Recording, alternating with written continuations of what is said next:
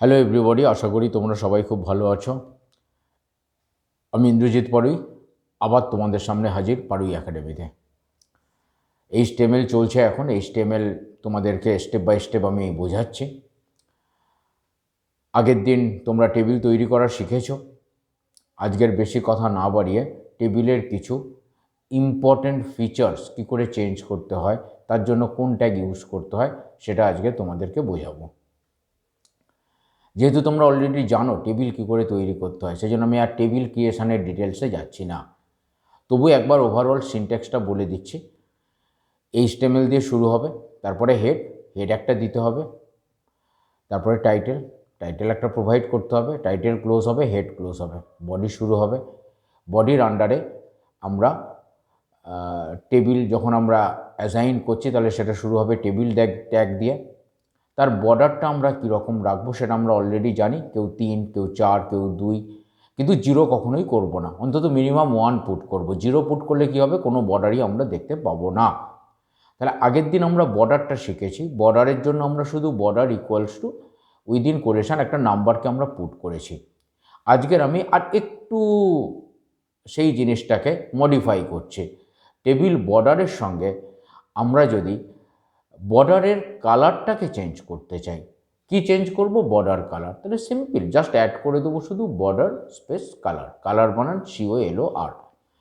তাহলে ফার্স্ট থাকলো table space border equals to কোটেশনের মধ্যে কতটা বর্ডার আমরা চাই, তারপরে স্পেস দিয়ে border colour BORDER space COLOR equals to যার যে কালার পছন্দ সেই কালারটা তোমরা অ্যাপ্লাই করবে উইদিন কোটেশন, ডবল কোটেশন। সেটা কোডেও ব্যবহার করতে পারো, কালার কোডগুলো আমি প্রোভাইড করে দেবো খুব শিগগির।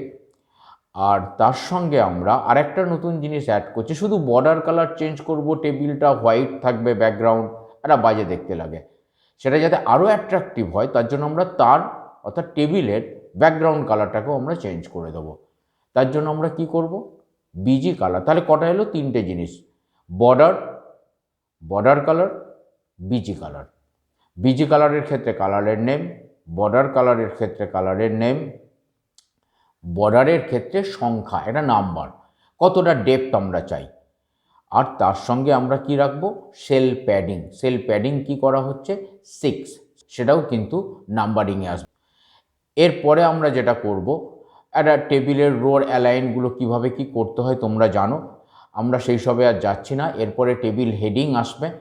টেবিল হেডিংও কী করে ওপেন করতে হয়, কী করে ক্লোজ করতে হয়, সেটা TH দিয়ে ওপেন হবে টেবিল হেডগুলো, আর /TH দিয়ে ক্লোজ হবে। এইভাবে চলতে থাকবে, যতগুলো হেড দরকার, যতগুলো কলমের ওপরে আমরা প্রোভাইড করে দেবো। তারপরে আমরা কি করব, প্রথম রোটাকে ক্লোজ করে দেবো, তার জন্য /TR। তারপরে আবার শুরু করব আর একটা রো। এবার কি হবে, আইটেমগুলো পুট হবে, ঠিক আছে, তথ্যগুলো পুট করা হবে। তার জন্য অ্যাগেন TR শুরু হবে। তার অ্যালাইন যে যা খুশি রাখতে পারো, আমরা এখানে সেন্টার করেছি, এক্সাম্পলে তোমরা পরে দেখবে। তার সঙ্গে একটা নতুন জিনিস অ্যাড করছি, আমরা রোটাকে আমরা বাড়াচ্ছি, অর্থাৎ রোটাকে আমরা স্প্যান করছি। তা রোকে স্প্যান করার জন্য আমরা কি ব্যবহার করব, TD space rowspan ROWSPAN equals to কটা করতে চাই, 2টো করলে 2টো, 3টে করলে 3টে, 4টে করলে 4টে, যতগুলো আমাদের রিকোয়ারমেন্ট সেই মতো আমরা করব। তারপরে আমরা যে ডকুমেন্টটা দেবো, যে আইটেমটা পুট করব, সেই আইটেমটাকে প্রোভাইড করব। তারপরে আমরা TDকে ক্লোজ করে দেবো। এইভাবে আবার তারপরের লাইনে আমার যদি রো স্প্যান দরকার হয়, আবার রো স্প্যান। তা তোমরা যে এক্সাম্পলটা দেখতে পাবে সেখানে তারপরে আমরা আইটেম যেটা আছে সেটাকে পুট করেছি, 2টো সংখ্যা, একটা 10,000, একটা 15,000। তারপরে TR ক্লোজ, আবার TR শুরু। এবার কি করছি, রোকে নয়, কলমকে আমরা স্প্যান করছি। তাহলে কলমটাকে আমরা বাড়াচ্ছি, ভাগ করছি। আগে একটা ছিল, একটা থেকে 2টো করব, তার জন্য আমরা কি করছি, colspan = 2। এবার কলমে আমরা যে ডেটাটা পুট করতে চাই, এখানে করা হয়েছে, তোমরা এক্সাম্পলে পরে নোটপ্যাডে দেখবে, টোটাল স্যালারি, সেইটা আমরা পুট করেছি। এখানে তোমরা যা খুশি, যার যেমন রিকোয়ারমেন্ট, যার 3টে colspan করতে হবে সে 3টে করবে, করে নিয়ে এবার কি করব, আমরা TDকে ক্লোজ করব। তারপরে যে রোটা ওপেন করেছি রোটাকে আমরা ক্লোজ করব। আশা করি এই পর্যন্ত ক্লিয়ার। তারপরে সিম্পল ব্যাপার, টেবিলকে ক্লোজ করা হবে, বডিকে ক্লোজ করা হবে, এইচটিএমএলকে ক্লোজ করা হবে। এই হচ্ছে আজকের বিষয়বস্তু।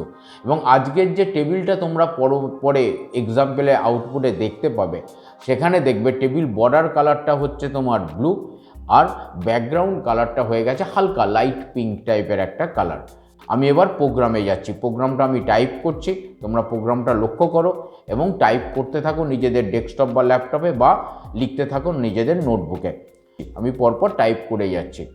দেখো প্রথমে এইচটিএমএল টাইপ হলো, এবার হেড টাইপ করলাম, টাইটেল এলো, টাইটেলকে টাইপ করা হলো, টাইটেল আমরা একটা প্রোভাইড করলাম, যেহেতু রোস্প্যান কলস্প্যান তাই আমরা টাইটেল দিচ্ছি টেবিল রোস্প্যান কলস্প্যান।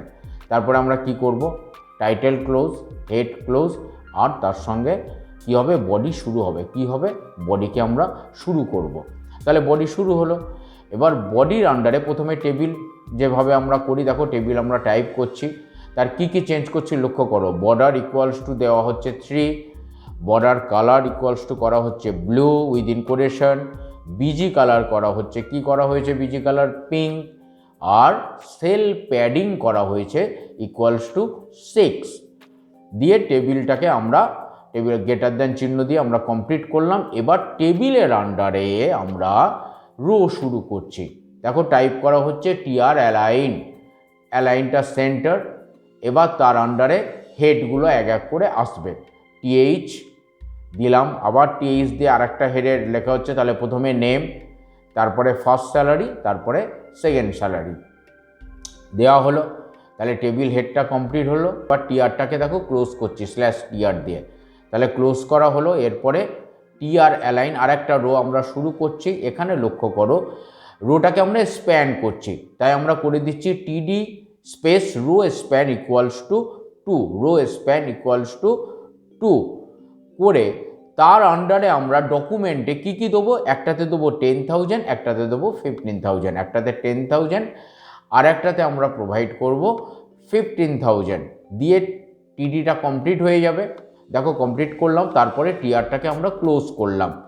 এবার ফাইনাল স্টেপ, আবার আরেকটা রো আমরা শুরু করলাম, টিআর অ্যালাইন, সেন্টার করা হলো, দেখো টাইপ করছি সেন্টার।